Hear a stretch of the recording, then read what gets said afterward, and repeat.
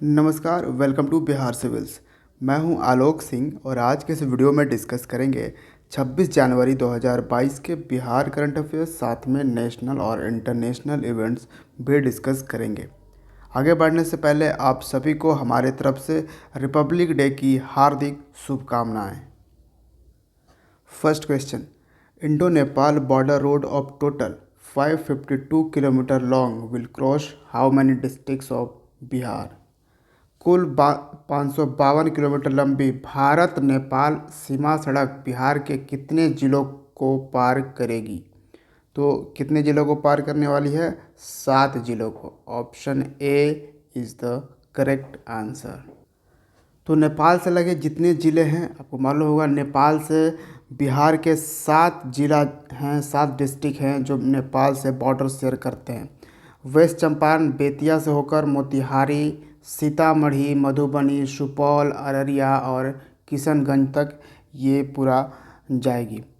और किशनगंज आपको मालूम होगा नीति आयोग का एक मल्टी डायमेंशनल पॉवर्टी इंडेक्स आया था, उसके थ्रू बिहार का सबसे गरीब ज़िला जो है वो किशनगंज है। वैसे पूरे देश का सबसे गरीब राज्य कौन सा है? तो बिहार है, और बिहार का सबसे गरीब ज़िला है वो किशनगंज है।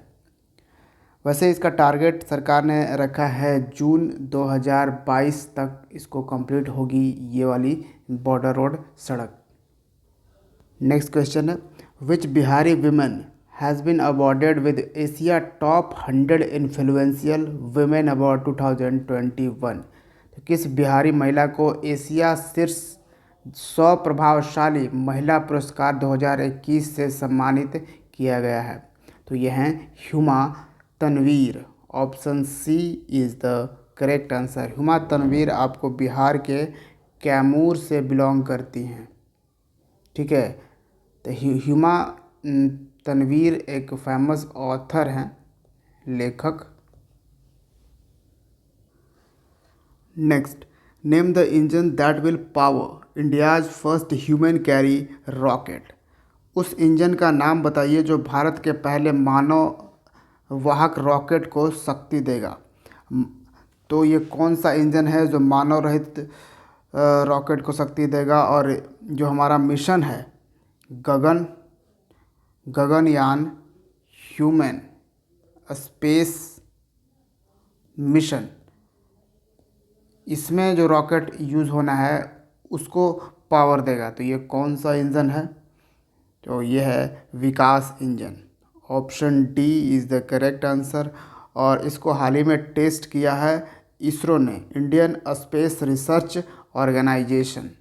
कहाँ पे टेस्ट किया है? महेंद्रगिरी। महेंद्रगिरी कहाँ पे है ये प्लेस? तमिलनाडु में आपको मिलेगा। इसरो का हेडक्वार्टर आपको कहाँ मिलेगा? बेंगलुरु में मिलेगा। बेंगलुरु कहाँ पे है?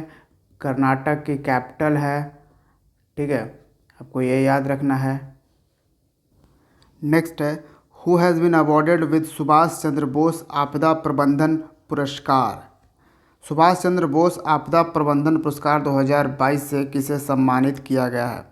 आपदा प्रबंधन यानी कि डिजास्टर मैनेजमेंट अवार्ड दिया गया है। और इसको कब अनाउंस किया गया है देने के लिए? तो 23 जनवरी को पीएम मोदी ने किया है। और 23 जनवरी को क्यों? क्योंकि 23 जनवरी को के ही सुभाष चंद्र बोस की जयंती मनाई जाती है एज पराक्रम दिवस। तो किन्हें मिला है इंडिविजुअल कैटेगरी में? तो प्रोफेसर विनोद शर्मा को इंडिविजुअल कैटेगरी मिला है। Option A is the correct answer. Professor Vinod Sharma जो हैं ये वाइस चेयरमैन हैं। का किस चीज़ के वाइस चेयरमैन हैं? तो Sikkim state disaster management authority, ठीक है। Sikkim state disaster management authority के वाइस चेयरमैन हैं विनोद शर्मा। इनको इंडिविजुअल कैटेगरी में सुभाष चंद्र बोस आपदा प्रबंधन पुरस्कार 2022 से सम्मानित किया गया है for his contribution in the disaster management. लेकिन ये तो इंडिविजुअल कैटेगरी में हो गई। एक और अवार्ड दिया गया है ऑर्गेनाइजेशन की कैटेगरी में। तो वो किस ऑर्गेनाइजेशन को दिया गया है? सेम अवार्ड सुभाष चंद्र बोस आपदा प्रबंधन पुरस्कार ही दिया गया है। तो वो दिया गया है Gujarat institute of disaster management. कि Gujarat institute of disaster management को दिया गया है ऑर्गेनाइजेशन कैटेगरी में। ये एक ऑर्गेनाइजेशन है, तो ऑर्गेनाइजेशन कैटेगरी में ये अवार्ड दिया गया है। इंडिविजुअल जो है इनको 5 लाख रुपए कैश के रूप में पुरस्कार के तौर पर भी दिया गया है। और ये जो है ऑर्गेनाइजेशन, इसको 50 लाख रुपए कैश के तौर पर दिया गया है। ठीक है। और ये जो ऑर्गेनाइजेशन है Gujarat institute of disaster management, ये बहुत पुराना नहीं है, बल्कि 2012 में ही इसकी स्थापना की गई थी। और ऑब्वियसली 2022 में डिजास्टर मैनेजमेंट का पुरस्कार अगर जीत रहा है तो ऑब्वियसली अपने आप में एक अचीवमेंट रखता है। मेनली बात है, ये सब पुरस्कार जो है ना, एक वर्ड यूज़ होता है, उसको बहुत ध्यान रखना है, सेल्फलेस सर्विस। तो या तो इंस्टीट्यूट हो वो, या फिर ये विनोद शर्मा जी हैं, ये इनके सेल्फलेस सर्विस के लिए ही ये अवार्ड दिया गया है। और जब तक सेल्फलेस सर्विस नहीं होती है तब तक कोई अवार्ड लोग पा नहीं पाता है। ठीक है। अवार्ड तभी आपको अवार्ड तक पहुंचाएगा जब आप किसी चीज़ में सेल्फलेस सर्विस कर रहे हो, बिल्कुल बिना सोचे समझे कि हाँ बस अच्छा इसी में करना है तो करना है। नेक्स्ट है, which state government has launched a mobile app called Apna Kangra to promote local handicrafts. तो किस राज्य सरकार ने स्थानीय हस्तशिल्प यानी कि हैंडीक्राफ्ट्स को बढ़ावा देने के लिए अपना कांगड़ा ऐप नामक एक मोबाइल ऐप लॉन्च किया है? अपना कांगड़ा ऐप लॉन्च किया गया है। तो किस राज्य की सरकार ने लॉन्च किया है? ये है हिमाचल प्रदेश की सरकार। Option A is the correct answer. और ये जो आप देख रहे हो अपना कांगड़ा, कांगड़ा एक्चुअली में हिमाचल प्रदेश का एक ज़िला है, कांगड़ा डिस्ट्रिक्ट। ठीक है। तो यहाँ की जो हैंडीक्राफ्ट्स है उसको प्रमोट करने के लिए ये ऐप लॉन्च करी गई है। हिमाचल प्रदेश में हाल ही में ट्रू दालचीनी, सही मात्रा में दालचीनी का जो है वो कल्टीवेशन और खेती बिल्कुल ऑर्गेनाइज तरीके से यहाँ पे हिमाचल प्रदेश में किया जाने लगा है। हिमाचल प्रदेश का प्रोडक्ट है जैसे लाहौली नीटेड सॉक्स, ये मोजा, लाहौली नीटेड सॉक्स और ग्लोव्स, इन दोनों को जीआई टैग दिया गया है। जयराम ठाकुर, ये हैं हिमाचल प्रदेश के चीफ मिनिस्टर। और राजेंद्र अर्लेकर हैं हिमाचल प्रदेश के प्रेजेंट में गवर्नर। हिमाचल प्रदेश की फर्स्ट ऑफिशियल लैंग्वेज तो हिंदी है, लेकिन क्या आप गेस कर पाओगे हिमाचल प्रदेश की सेकंड ऑफिशियल लैंग्वेज कौन सी है? तो ये है संस्कृत। जी हाँ, हिमाचल प्रदेश की सेकंड ऑफिशियल लैंग्वेज संस्कृत है। बिहार की फर्स्ट ऑफिशियल लैंग्वेज तो हिंदी है obviously. Second official language Bihar की उर्दू रखी गई है। गोल्डन महसीर एक मछली है जो कि हिमाचल प्रदेश की स्टेट फिश है, यानी राजकीय मछली है।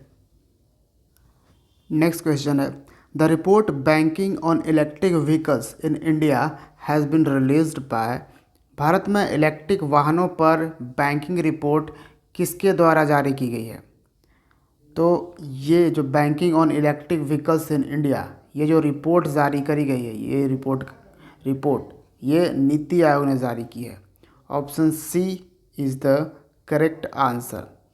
एक्चुअली में इस रिपोर्ट के थ्रू नीति आयोग कहना चाह रही है कि जो इलेक्ट्रिक व्हीकल्स हैं, इलेक्ट्रिक व्हीकल्स, इसको भी आप आरबीआई के प्रायोरिटी सेक्टर लेंडिंग गाइडलाइंस में डाल दो। क्या है? Priority sector lending. तो आरबीआई का जो यानी रिजर्व बैंक ऑफ इंडिया का जो प्रायोरिटी सेक्टर लेंडिंग का जो गाइडलाइंस है, उसमें इलेक्ट्रिक व्हीकल्स को भी डालो ताकि इलेक्ट्रिक व्हीकल्स को प्रमोट किया जा सके और लोग इलेक्ट्रिक व्हीकल्स ले सकें। अब आप पूछो कि प्रायोरिटी सेक्टर लेंडिंग में डालने से क्या, कैसे प्रमोशन होगा? देखिए, बात जब हम करते हैं प्रायोरिटी सेक्टर लेंडिंग की, तो आरबीआई का गाइडलाइंस है कि जितने भी बैंक हैं हमारे देश में, उनके पास होनी चाहिए एक प्रायोरिटी सेक्टर लेंडिंग। इसमें क्या होगा कि आप जो लोन प्रोवाइड करते हो, तो कुछ ये चुनिंदा सेक्टर्स को पहले प्रोवाइड करोगे, उसके बाद ही इतना पैसे आप अपने बैंक में बचा के उसके बाद ही दूसरे लोगों को आप प्रोवाइड कर सकते हो। तो जैसे प्रायोरिटी सेक्टर लेंडिंग में क्या जाता है, जैसे एग्रीकल्चर, ठीक है, एग्रीकल्चर में लोन या फिर एग्रीकल्चर या फिर उसके अलाइड सेक्टर्स जो है उस पर आपको पहले लोन देनी है। ठीक है, ये सब प्रायोरिटी सेक्टर लेंडिंग है। ये रिजर्व बैंक ऑफ इंडिया का गाइडलाइंस है कि सभी बैंक ये ऐसा करेंगे। तो एग्रीकल्चर हो गया, एजुकेशन हो गया, ठीक है, ये मैं कुछ बता रहा हूँ। फिर एमएसएमई हो गया, ये इसको क्योंकि एमएसएमई को भी प्रमोट किया जा रहा है, ये हो गया। और भी ऐसे ही कुछ इम्पॉर्टेंट सेक्टर्स हैं जिसको प्रायोरिटी सेक्टर लेंडिंग में डाला गया है ताकि जो बैंक हैं पहले इन लोगों को प्रोवाइड करें लोन, उसके बाद ही कुछ दूसरे को प्रोवाइड किया जाए लोन। ठीक है, तो यहाँ पे इसीलिए कह रहा है नीति आयोग कि जब तक आप इलेक्ट्रिक व्हीकल्स को भी प्रायोरिटी सेक्टर लेंडिंग में आप नहीं डालोगे, तब तक ये इसका प्रमोशन जो है वो इलेक्ट्रिक व्हीकल लोग जल्दी से नहीं परचेज करेंगे। ठीक है, तो ये है यहाँ पे दिक्कत। ये जो रिपोर्ट रिलीज़ करी गई है banking on electric vehicles in India, इसको किसने डेवलप किया है? तो एक तो ऑब्वियसली नीति आयोग ने, ठीक है, और प्लस में और कौन, एक है रॉक माउंटेन इंस्टीट्यूट, ये बेस्ड है यूएस में। तो ये एक एनजीओ है, तो दोनों मिलकर ये रिपोर्ट इन्होंने बनाया है। और नीति आयोग अपना फाउंडेशन डे कब मनाता है? 1 जनवरी को, क्योंकि इसकी फाउंडेशन हुई थी 1 जनवरी 2015 को। प्लानिंग कमीशन को, जो हमारा 5 ईयर प्लानिंग कमीशन आता था, उसको रिप्लेस करके। ठीक है, नीति आयोग आपको पता होगा अभी भारत का ये थिंक टैंक है। बहुत से चीज़ों पे जो मेन माइंड होता है वो नीति आयोग का होता है, क्योंकि मालूम होगा नीति आयोग के जो चेयरपर्सन होते हैं डिफ़ॉल्ट देश के प्राइम मिनिस्टर होते हैं। तो फिलहाल अभी नरेंद्र मोदी हैं। ठीक है, और नीति आयोग के सीईओ कौन हैं? तो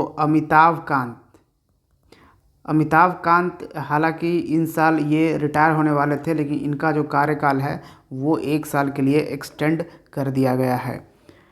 हाल ही में एक आपको याद होगा कि बिहार की एक हैं लेडीज जागृति श्रृंगला को नीति आयोग में एज डायरेक्टर अपॉइंट किया गया है। और जागृति श्रृंगला जो हैं वो आईआरएस ऑफिसर हैं, जी हाँ, 2006 बैच के, और ये बिलोंग करती हैं बिहार के अररिया से। ठीक है, नेक्स्ट है पेरिस्टिमेंटिस Greta थनबर्गी is a species of which animal named after Swedish environmentalist activist Greta Thunberg। तो पेरिस्टिस मैंटिस ग्रेटा थनबर्गिए किस जानवर की प्रजाति है जिसका नाम स्वीडिश पर्यावरण कार्यकर्ता ग्रेटा थनबर्ग के नाम पर रखा गया है? तो ये एक रेन फ्रॉग है। जी हाँ, ये एक मेढक है। Option B is the correct answer. क्या क्या इसका नाम है? तो इसका नाम है Pristimantis gretathunbergae. Greta Thunberg जो है स्वीडन की है, छोटी सी एक लड़की है जो कि इन्वायरमेंट एक्टिविस्ट खुद को बोलती है। तो इनको इसके नाम पे ही रखा गया है प्रेस्टिमैंटिस ग्रेटा थनबर्गी। ठीक है, तो ये भी आप याद रख सकते हैं। वैसे ये जो स्पीसीज़ है रेन फ्रॉग का, ये कहाँ पे डिस्कवर किया गया है? तो tropical forest of Panama. Panama एक कंट्री है, मालूम होना चाहिए आपको, जिसकी आपको कैपिटल मिलेगा पनामा सिटी। So simple. तो अगर आप करेंट अफेयर्स पढ़ते हैं, देखते हैं, इंटरेस्ट रखते हैं, तो आपसे एक सवाल पूछूंगा। बताइए, केरल की एक बूढ़ी लेडीज़ हैं जिन्होंने काफ़ी मतलब इन्वायरमेंट के लिए काफ़ी कुछ किया है। करीबन 8,000 उन्होंने अपने लाइफ टाइम में पेड़ लगाए हैं। और बताइए, इन्हें इस बार पद्म श्री अवार्ड से भी सम्मानित किया गया है। और वो जब अवार्ड्स लेने आई थी तो काफ़ी उनका पिक्चर हाईलाइट हुआ था, काफ़ी वायरल हुआ था। तो उनका नाम आप क्या लिख सकते हैं कमेंट में? वो भी एक इन्वायरमेंटलिस्ट ही हैं। नेक्स्ट क्वेश्चन है, union government has approved to set up plastic park in which city? केंद्र सरकार ने किस शहर में प्लास्टिक पार्क स्थापित करने की मंजूरी दे दी है? तो ये जो प्लास्टिक पार्क की स्थापना होगी, ये होगी बेंगलुरु में। Option D is the correct answer. Mangaluru हो या फिर बेंगलुरु हो, वो आपको कहाँ मिलेगा? कर्नाटका में। ठीक है, तो ये याद रखिएगा। और ये जो पार्क है वो करीबन 62.77 करोड़ रुपए से बनने वाले, जी हाँ, 62.77 करोड़ रुपए से बनने वाले हैं, जिसमें 50-50 शेयर होगा। 50-50 शेयर होगा स्टेट और सेंट्रल गवर्नमेंट का। तो सेंट्रल गवर्नमेंट 50% इसमें लगाएगी, और Karnataka industrial area development board जो है वो 50% लगाएगा। नेक्स्ट क्वेश्चन है, which country has launched it's first maritime domain awareness satellite constellation? किस देश ने अपना पहला समुद्री डोमेन जागरूक उपग्रह तारामंडल लॉन्च किया है? कॉन्स्टेलेशन लॉन्च किया गया है, ये इसका पहला इस देश का है, ये है south Africa. Option A is the correct answer. South Africa भी पार्ट है ब्रिक्स ग्रुप का। ठीक है, ब्राज़ील, रसिया, इंडिया, चाइना और यहाँ पे South Africa. Next question, who has been named ICC women's cricketer of the year 2021? तो आईसीसी महिला क्रिकेटर ऑफ द ईयर 2021 से किसे चुना गया है? तो याद रखिएगा, ये ICC women's cricketer of the year हैं। कौन है? स्मृति मंदाना। जी हाँ, कमाल का ये प्लेयर हैं। Option B is the correct answer. और ये आईसीसी विमेंस क्रिकेट अवार्ड जो है वो 17th एडिशन था इसका। ठीक है, और आईसीसी का जो मेंस अवार्ड्स मिलता है उसका नाम है sir Sobers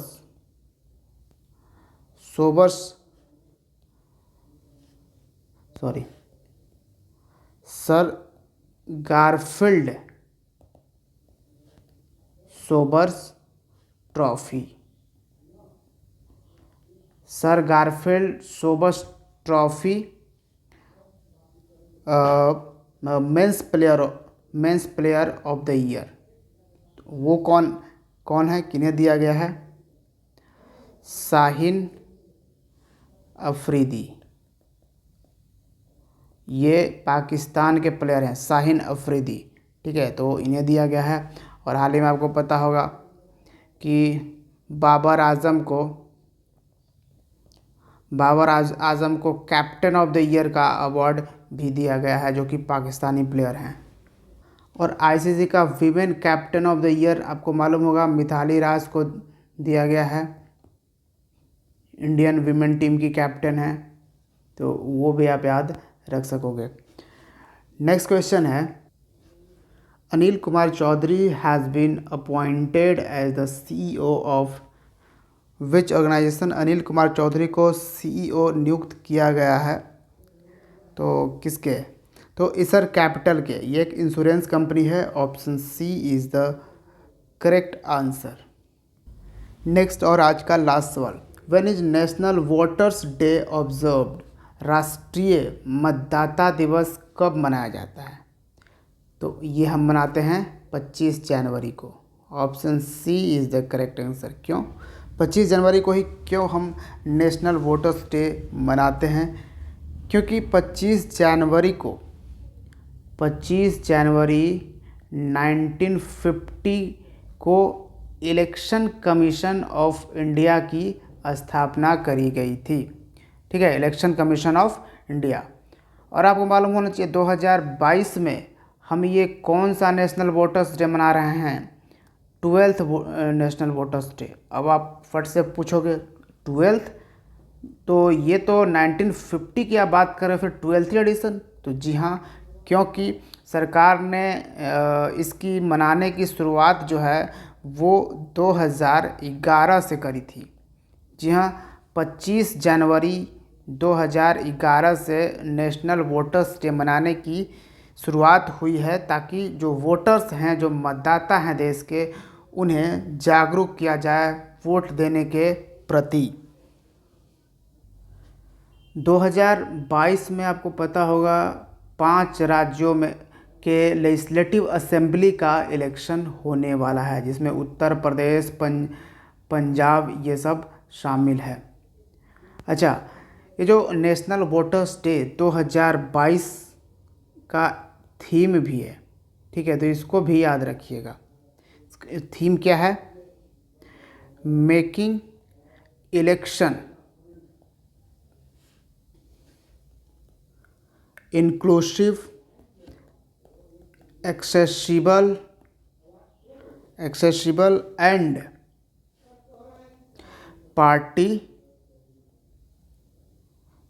participate. Making election inclusive, accessible and participative. तो बस रिपब्लिक डे सेलिब्रेट कीजिए, जलेबी खाइए। बचपन में इसका बहुत ही एक्साइटमेंट हुआ करता था, स्कूल में सेलिब्रेट करने का गजब का एक्साइटमेंट होता था, लेकिन अब तो खैर चलो ठीक है। So thank you for watching Bihar civil. See you in the next video. जय हिंद।